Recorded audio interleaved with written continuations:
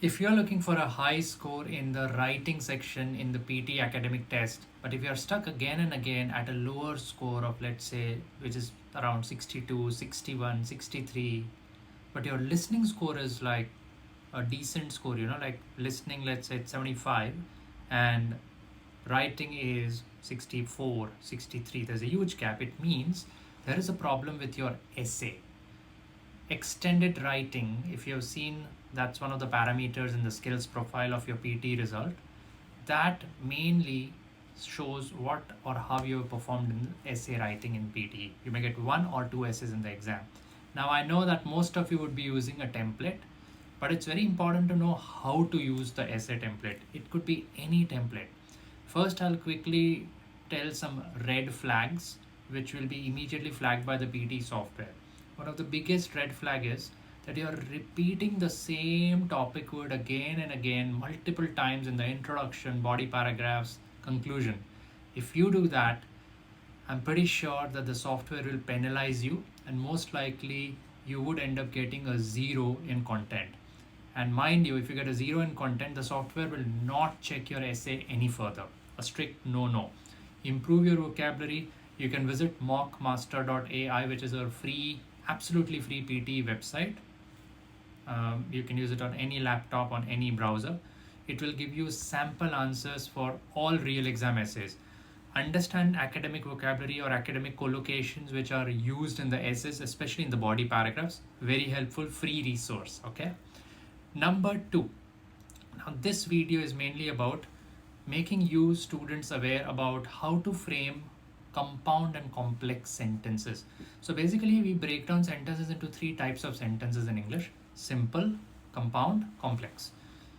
A simple sentence is a simple clause, it's a beautiful day today, full stop, done. That's a simple sentence. Now what is a compound sentence? A compound sentence is a sentence where you are joining two independent clauses, and generally we use conjunctions like and, but, or, nor, such words to make a compound sentence. For example, she likes dancing, comma, and he likes playing video games, full stop.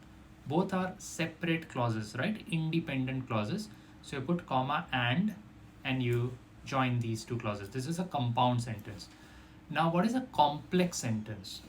A complex sentence is where there is at least one independent clause and there is one dependent clause, and you join these using words like while, although, if, because, such words.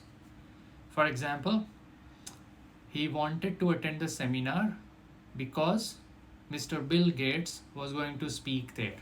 Because. So you don't put a comma, you just use because and you join dependent and like the dependent clause with the independent clause. Or although it was raining outside, comma, they still decided to go out for a quick walk, full stop. So the sentence started with although, and generally whenever a sentence starts with although, there is a comma somewhere later on in the sentence. Now why am I sharing all these basic grammar rules and tips? Because in the real exam, the PET software expects us to write at least 3 or 4 original content value sentences in the body paragraphs, which are a combination of compound and complex. I'm not saying that everything we write should be made up of only complex sentences. No, there should be a balanced approach. Like a few sentences should be simple, few should be compound, and a few should be complex.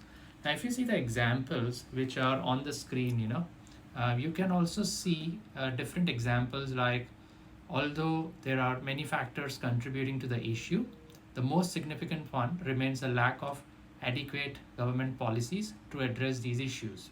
Like this is one example.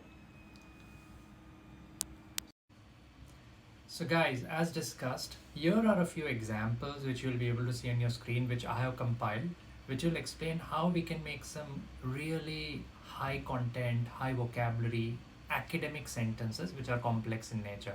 As I said, these sentences generally employ words like while, although, if.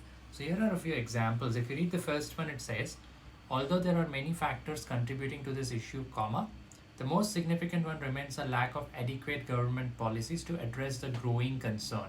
Now, growing concern is like a collocation, so you get very high marks in writing if you use such vocabulary.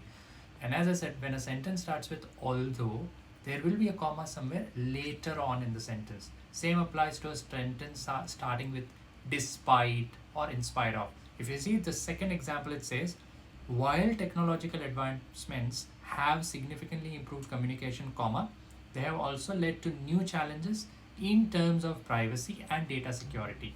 The third one, despite the substantial benefits of globalization, comma, it has also resulted in the erosion of local cultures, comma, which warrants careful consideration and mitigation.